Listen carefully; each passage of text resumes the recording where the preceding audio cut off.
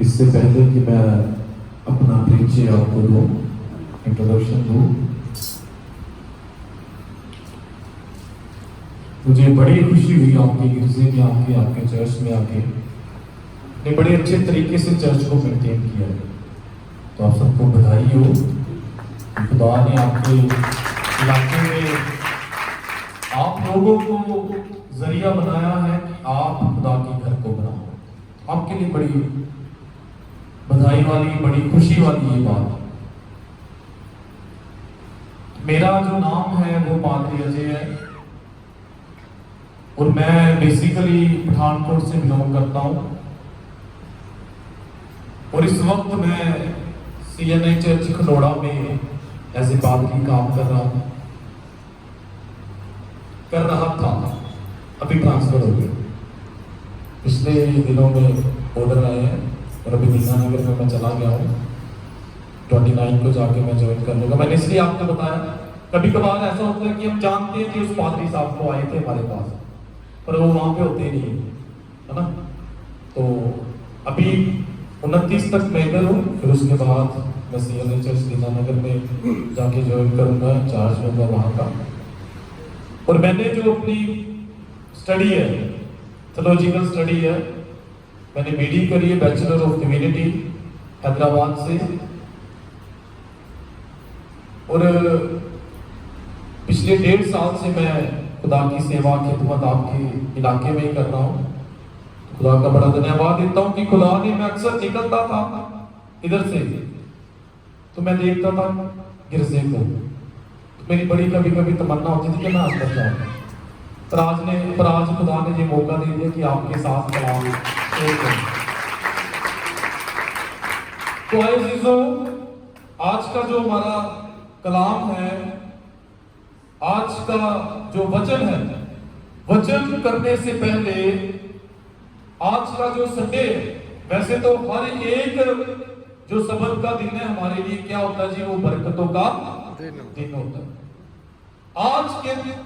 आज जो हम संडे सेलिब्रेट कर रहे हैं उसको एक नाम दिया गया है स्टूवर्डशिप संडे। कोई बता सकता है उसका मतलब? स्टूवर्डशिप का मतलब भंडारी पर है ना। The word stewardship comes from Greek language, oikonomos। जो stewardship वर्ड है वो ग्रीक भाषा से आया है।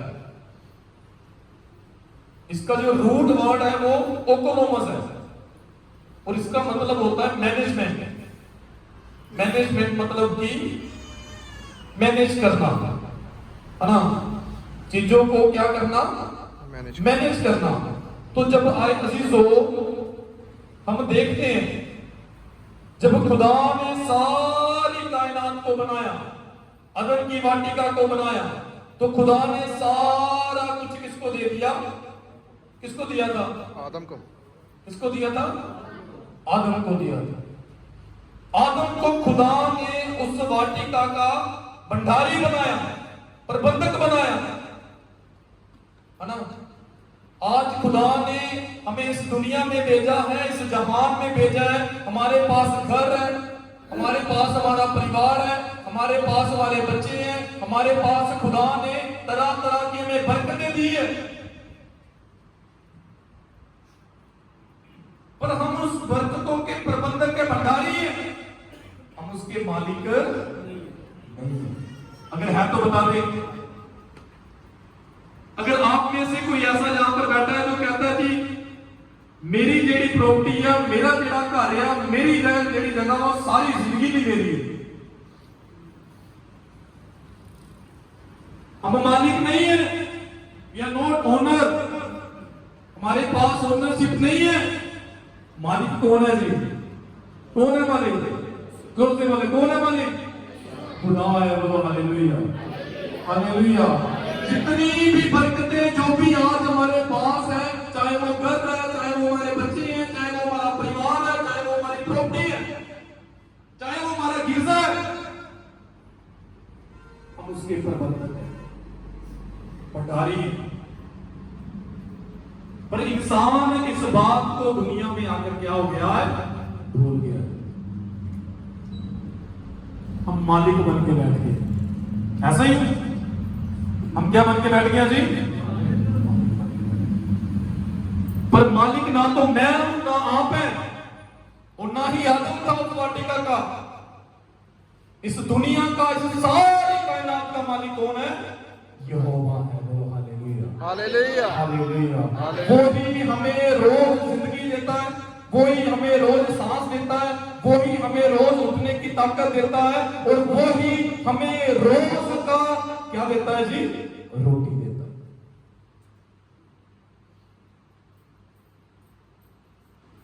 कुछ लोग कहते हैं जी मेहनत हम करते हैं, शरीर हमारा हम तोड़ते हैं, सारे कुछ हम करते हैं, तो फिर मालिक भी कौन है?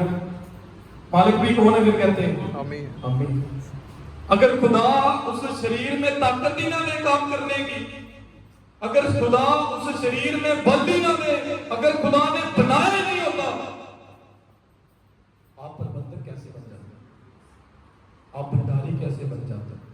आप खुदा की बरकतों को इकट्ठा करने वाले कैसे बन जाते? आज अगर खुदा की बरकतें हम इकट्ठा करके बैठे हैं, तो उसके पीछे सिर्फ और सिर्फ खुदा की महिमा और खुदा का हाथ है। हमारा उसमें कोई भी लेना देना नहीं है। मैंने पहले बताया कि आदम को खुदा ने सारी चीजों का प्रबंधक बना दिया, भंडारी बना दिया। हाँ जी, पर आदम से पाप हो गया, गलती हो गई, गुनाह हो गया, पर फिर भी उससे वो भंडारीपन छीन नहीं लिया गया पूरी तरह से। फिर भी खुदा ने उसको बरकतें देकर ही अदन की वाटिका से विदा किया।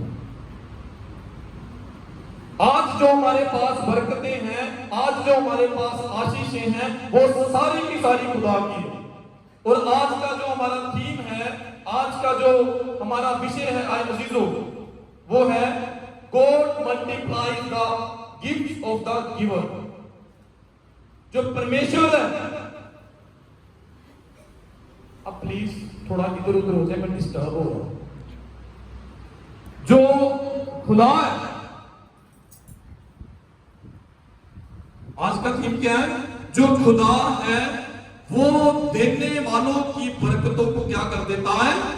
बढ़ा देता है, मल्टीप्लाई कर देता है, गुना कर देता है, जोड़ देता है। किनकी बरकतों को? किनकी बरकतों को? देने वालों की। आप बोलते नहीं। किनकी बरकतों को?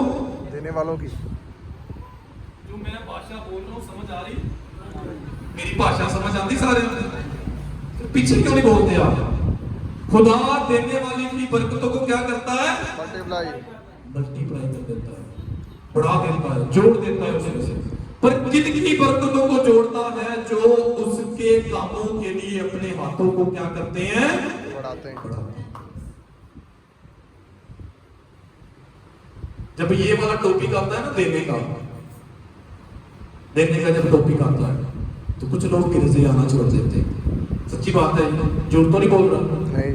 अगर मैं कहीं झूठ बोलूंगा तो मुझे रोक देना। जब देने की बात आती है तो लोग गिरजे आना क्या कर देते हैं?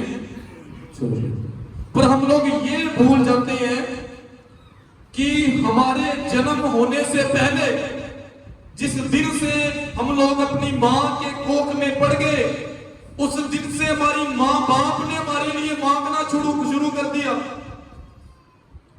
जन्म से पहले से हम लोग मांग रहे हैं, जन्म से पहले से हम लोग खुदा से आके अपनी डिमांडें रख रहे हैं, मांगी जा रहे हैं, बोली जा रहे हैं, खुदा के आगे दुआ की जा रहे हैं। और मांगना आपका हक भी है। बाप से मांग रहे, किसी और से तो नहीं मांग रहे, हक है मांगना।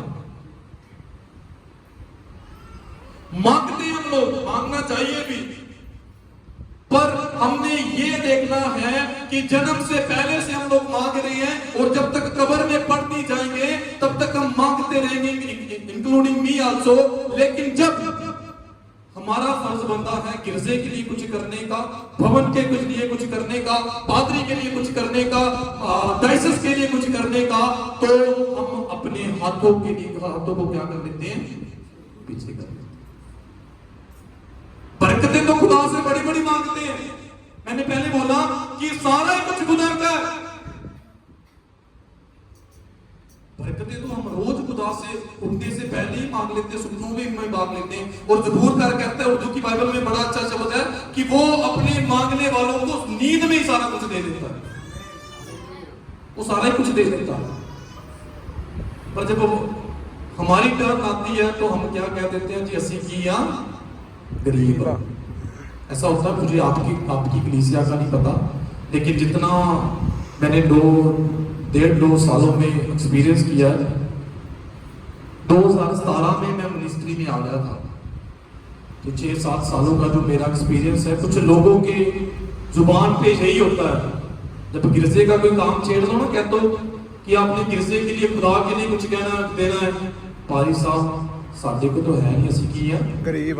तो फिर खुदा क्या कहता है, जब तो गरीब है तो फिर क्या रहे, गरीब ही रहे, गरीब ही रहे। कलाम कहता है खुदा देने वाले की बरकतों को दुगना करता है, मल्टीप्लाई कर देता है, उसमें जोड़ देता है। और कलाम में जब हम पढ़ते हैं, जब लोगों ने खुदा के लिए कुछ किया, वो लोग व्यर्थ नहीं गए, उनका देना व्यर्थ नहीं गया, उन लोगों की पीढ़ियों ने बरकत पाई।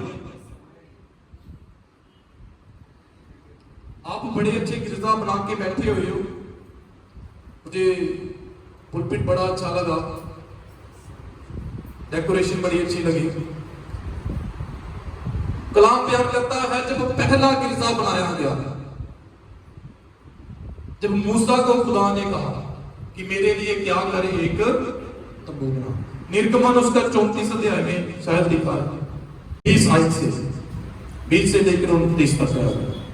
तो कलाम बयान करता है, यहां पर मूसा को खुदा ने कहा कि मेरे लिए एक तंबू बना और मैं उस तंबू में आया करूंगा ताकि तुम लोगों से क्या कर सकूं, बातें कर सकूं। मेरी तरफ ध्यान दो, बाद में आप जाके पढ़ दें, पर पहले मेरी तरफ ध्यान दो। मूसा को खुदा ने कहा कि मेरे लिए एक तंबू बना, जब मैं आया करूंगा, जब तुम लोग किसी मुसीबतों में पड़ जाओगे तो उस तंबू में आया करना। और कलाम बयान करता है, वो लोग जब मुसीबतों में पड़ते थे, मूसा तंबू में जाके दुआ करता था और खुदा सारी मुसीबतों से उनको क्या कर देता था, बाहर निकालता था। और उस तंबू के बनाए जाने से पहले मूसा ने सारी इस्राएली कौम को इकट्ठा किया। कलाम कहता है लाखों की तादाद में थे वो लोग। आप तो 70-80-100 यहां पर बैठे हो, वो लोग लाखों की तादाद में थे। और वचन में लिखा है कि मूसा ने जब बनाया, कहा कि हमने खुदा के तंबू को बनाना है, ये सामान चाहिए, ये चीजें चाहिए, ऐसी वस्तुएं चाहिए। तो कलाम लिखा है, कलाम में लिखा वो सारी मंडली क्या होगी, घर वापस चलेगी। और वहां पे एक बड़ी अच्छी चीज देखी है कि जिनके मनों में खुदा ने ये उत्पन्न किया, और जिनके मनों में ये उत्पन्न हुआ कि हमने खुदा के तंबू के लिए करना है, थोड़े लोग वापस आए, सभी नहीं आए, थोड़े लोग। मैं कभी कभार अपनी गिरजे में कहता हूं, कलीसिया चाहे 5000 की हो तो चाहे 500 बंदे की हो, पादरी के साथ, गिरजे के साथ और खुदा के साथ कुछ लोग ही वफादार होते हैं। उस समय में भी वो लाखों लोग थे, लेकिन गिरजे की जरूरतों को पूरा करने के लिए कलाम कहते हैं थोड़े लोग वापस आए। और कोई सोना लेकर आया, कोई चांदी लेके आया, कलाम बयान वहां पे कहता है कोई नथनी लेके आया, कोई मुंदरी लेके आया, कोई अलग अलग तरह के जेवरात पैसे लेके आया। और जिनकी ये हैसियत नहीं थी देने की, वो कोई अपने घर से कपड़ा लेके आ रहा है, हाँ जी, कोई मलमल का कपड़ा लेके आ रहा है, कोई बैंगनी कलर का कपड़ा लेके आ रहा है, कोई लाल कलर का कपड़ा लेके आ रहा है कि हमारा हिस्सा गिरजे में, भवन में, तंबू में पड़ जाए। और कलाम बयान करता है उनकी पीढ़ियों ने बरकत पाई। कैसे बरकत पाई? कैसे बरकत पाई? याद है जब उनको सांप काट लेते थे, याद है जब उनको खाना नहीं मिलता था, याद है जब उनके ऊपर कोई विपत्ति आती थी तो मूसा के ऊपर बुड़बुड़ाने लग जाते थे। मूसा उसी तंबू में जाके दुआ करता था और खुदा उनको सारी मुसीबतों से क्या करता था? निकालता। पर उससे पहले उन्होंने अपने हाथों को खोला।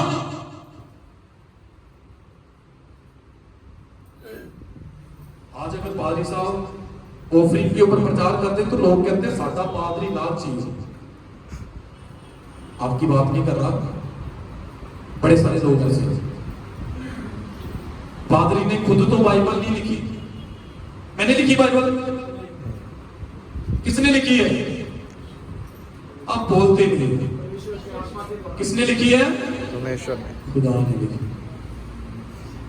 अगर आप खुदा के शब्दों को अनसुना करते हो तो कलाम कहता है मैं तुम लोगों की पीढ़ियों से बदला लूंगा। मैं खुद समझ देता हूं। जब घर तंबू बन गया तो उस तंबू के वसीले से हजारों लोगों ने बरकतें पाई। आप गिरजे में आए हो, आप बरकतें पाने आए हो, आप खुदा से बातें करने आए हो, आप खुदा के कलाम सुनने आए हो, तो खुदा का कलाम आज आपको कह रहा है कि जब आप अपने हाथों को खोलोगे तो कलाम ने लिखा कि आपकी बरकतों को खुदा क्या कर देगा? दुगनी कर देगा। हालेलुया।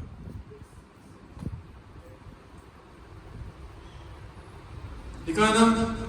क्या लिखा है? बताइए क्या लिखा है बाइबल में? जबूर जब हम पढ़ते हैं तो जबूर में लिखा है कि जो धर्मी इंसान है खुदा का डर रखता है, निश्चय वो अपनी कमाई को क्या करेगा? खाने पाएगा। जरूर खाने पाएगा। आज आपकी, आज हमारी कमाइयां डॉक्टरों के पास क्यों जा रही है? आज हमारी कमाइयां वकीलों के पास, कचहरियों में, थानियों में क्यों जा रही है? क्योंकि हमने खुदा के हिस्से को क्या कर लिया?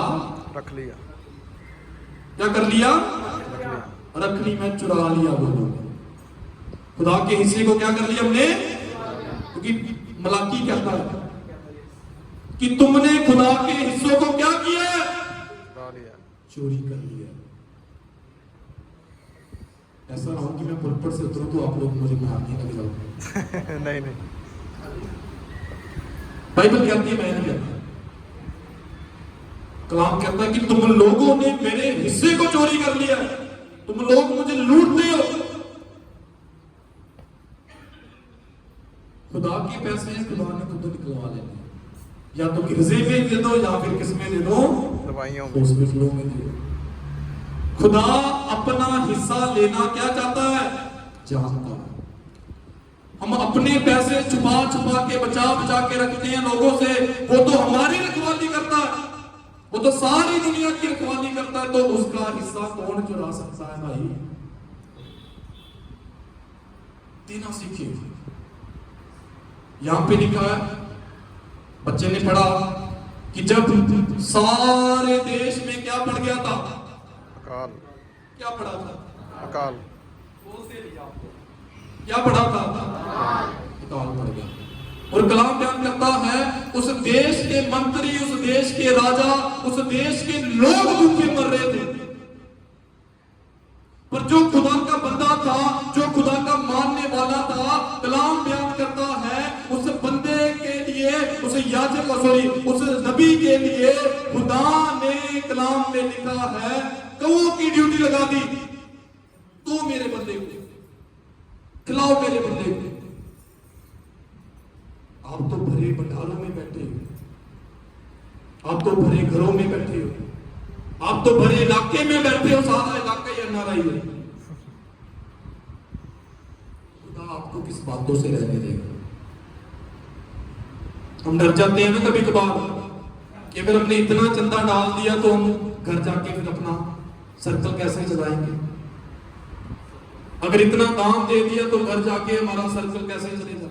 कलाम बयान करता है उस खुदा के बंदे एलिया का खाना कौन लेके आ रहे हैं?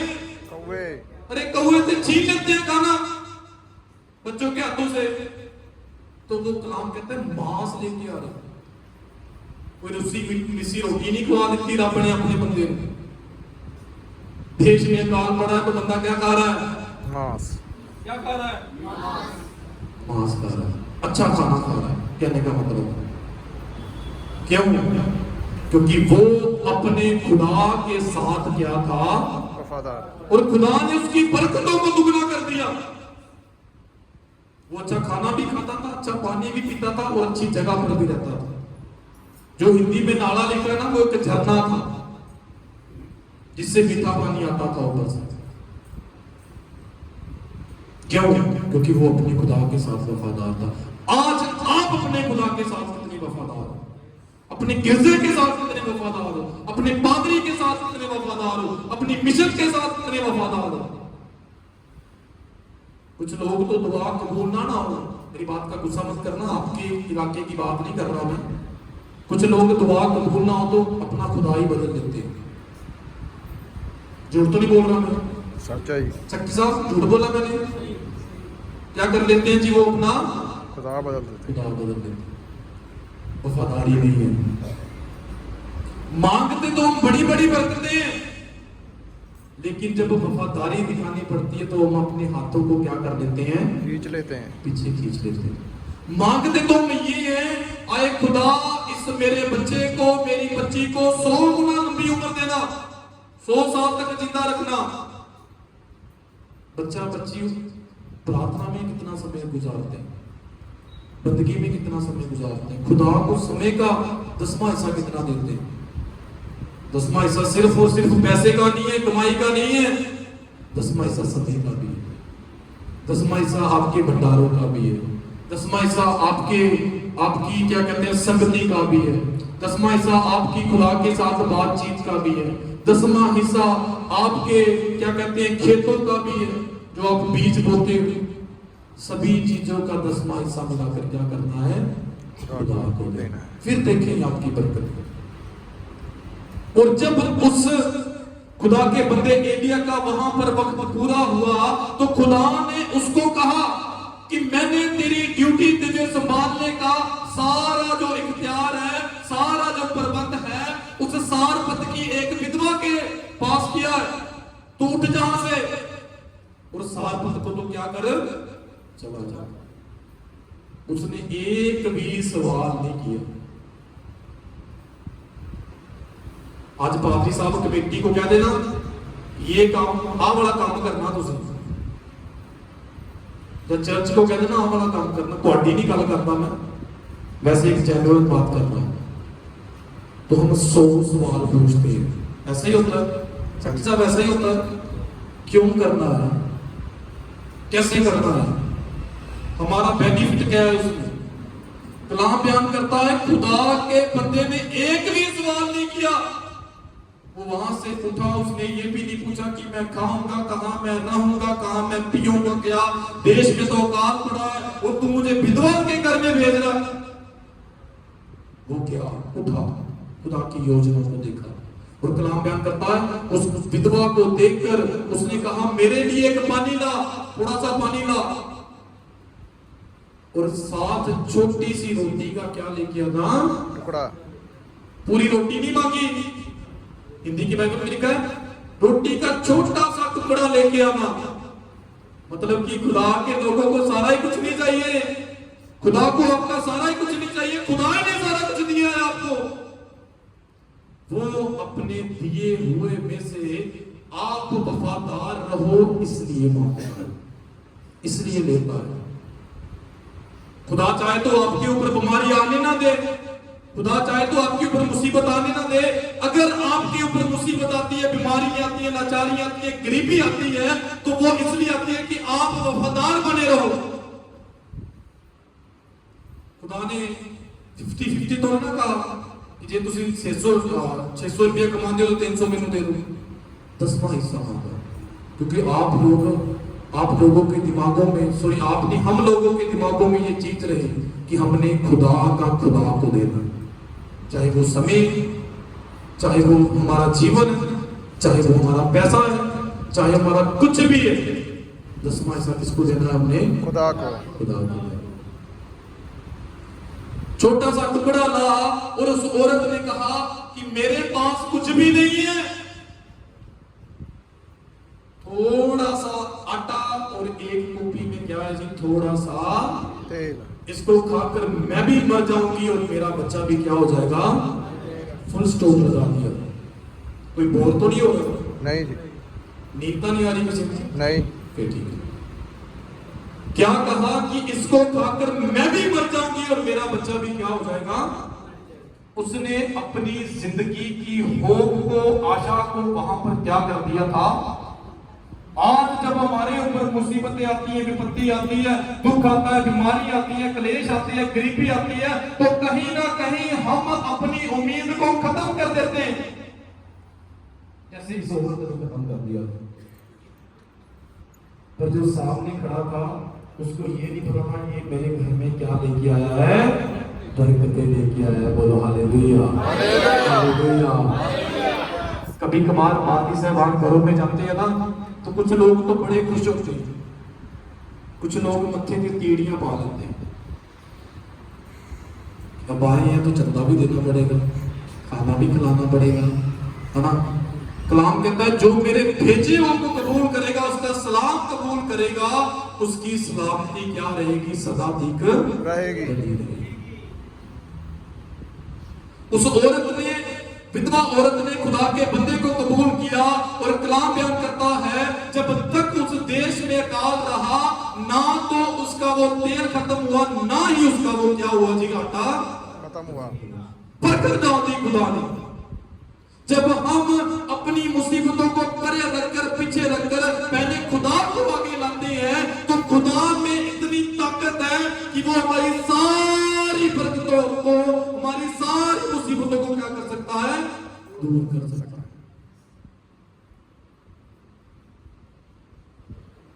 पर खुदा को आगे लाने के लिए विश्वास चाहिए। खुदा को आगे लाने के लिए उसके ऊपर कलाम कहते हैं थोड़ा सा राई के दाने का जितना भी तो विश्वास कर लो, तो ये पहाड़ भी क्या हो जाएंगे? हट जाएंगे। हम खुदा से मांगते तो हैं, सारा ही कुछ मांगते हैं, इतना खुदा हमें देता है। और खुदा ने बदले में क्या कहा कि इतना तुम लोगों ने देना है। पर हम लोग उसमें भी क्या कर लेते हैं जी?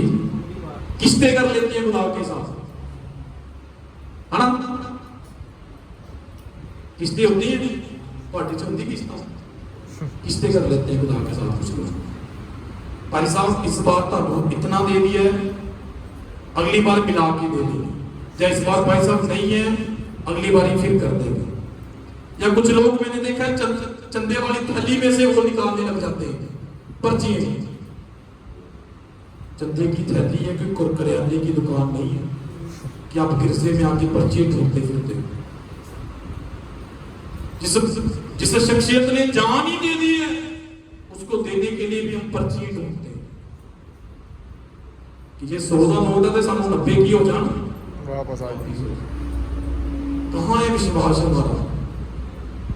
कहाँ है हमारा फेथ? फिर हमारे पास बरकतें भी उतनी है। खुदा ने कलाम में कहा था कि मैं अपनी कौम को इतनी बरकत दूंगा, इतनी बरकत दूंगा कि मेरी कौम लोगों को उधार देगी। हम कुछ लोग तो लेते हैं, हमारे देते हैं ना, मुझे नहीं पता आपको खुदा ने बरकतें दी हैं, खुदा का शुक्र है। कुछ लोग लेते हैं, वो क्यों लेते हैं? वो वही लोग लेते हैं जो गिरजे में आके पर्ची ढूंढते हैं, जो अपने हाथों को खींच लेते हैं वापस। खुदा का कलाम कहता है मैं अपने जो मेरे साथ वफादारी से चलते हैं उनको हमेशा सर बनाऊंगा, ना कि दोष बनाऊंगा। अगर हमारे अंदर हमारे जीवन में वो बरकतें नहीं आ रही तो क्या बाइबल झूठी? बोलते नहीं हो आप लोग। बाइबल झूठी है? नहीं। कलाम झूठा है? नहीं। खुदा झूठा है? नहीं। हमारे में कमी है। हाँ जी। क्योंकि हम लोग गिरजे में आकर क्या करते हैं? पर्चियाँ 10-10 दिन नोट बोलते हैं, पर्ची बोलते हैं। हम अपने खुदा के हिस्से को क्या कर देते हैं? खींच लेते दबा लेते हैं। कलाम में लिखा, जब हम पढ़ते हैं, आए अजीजों,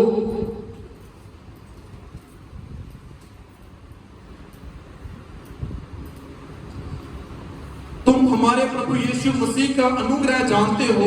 2 कुरिन्थियों 8:7 से आगे, मसीह का अनुग्रह जानते हो कि वह धनी होकर भी तुम्हारे लिए क्या बना?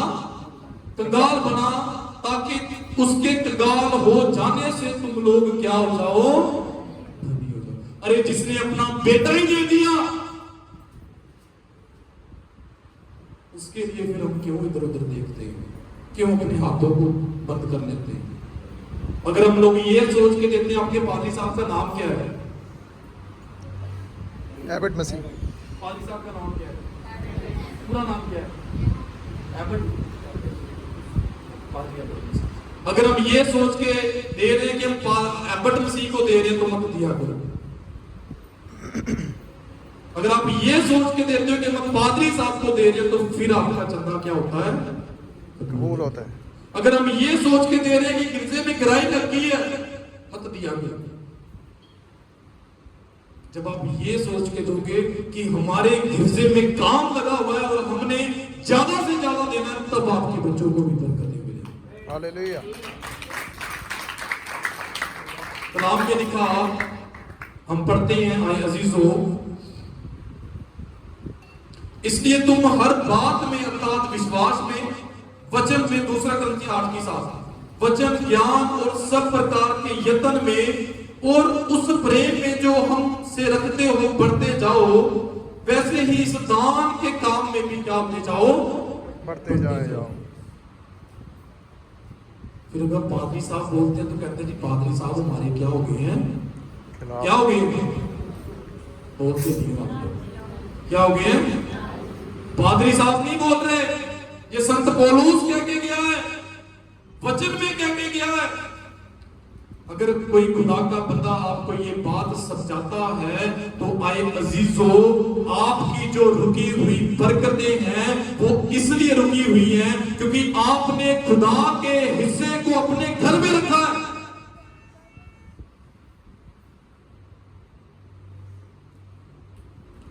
अगर आप मुझे 50,000 रुपया दो, मैं आपको वापिस ना करूं, जी आप क्या करोगे?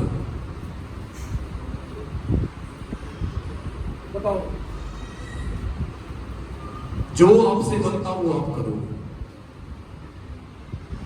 इंसान क्या कर सकता है? केस कर देगा, थाने में चला जाएगा। जब हम खुदा के पैसे रखते हैं तो खुदा तो मुझे भी कर सकता है। कितने लोग मेरी बात को समझे? जब हम खुदा के पैसे को रख लेते हैं तो हम ये ना सोचे कि हमने चालाकी कर ली है। खुदा जब लेता है तो तब हमें पता भी नहीं चलता कि खुदा ने किस बात के हमसे लिए।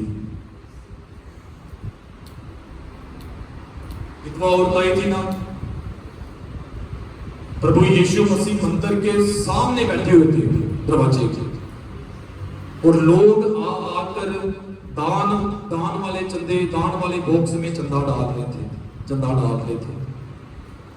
और जब ये बुजुर्ग बीबी आई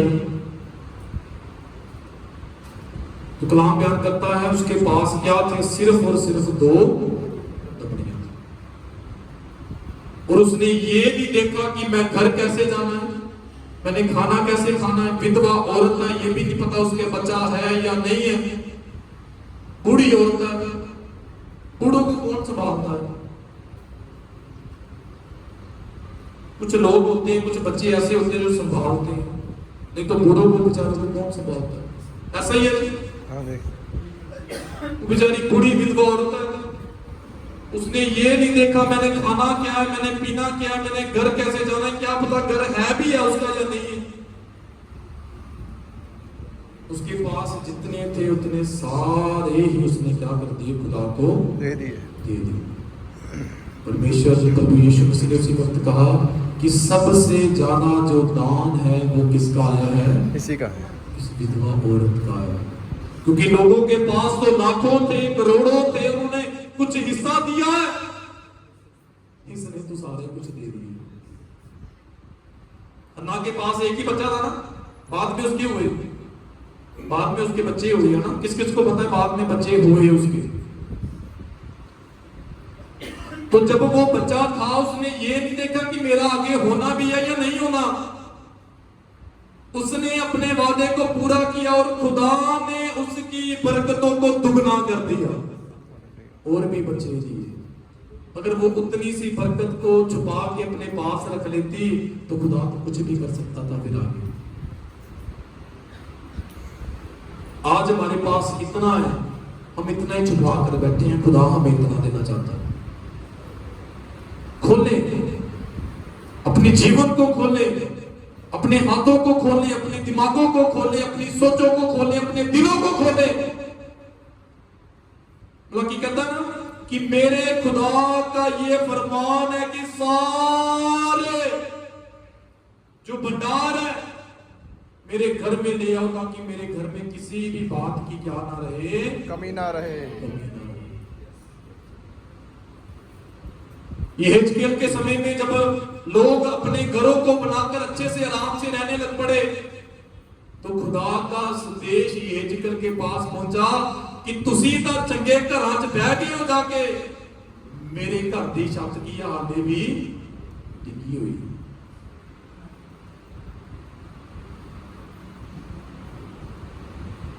खुदा का कहने का ये मतलब था, मैंने आप खुद तो आके तो नहीं करना, तुम लोगों ने करना है।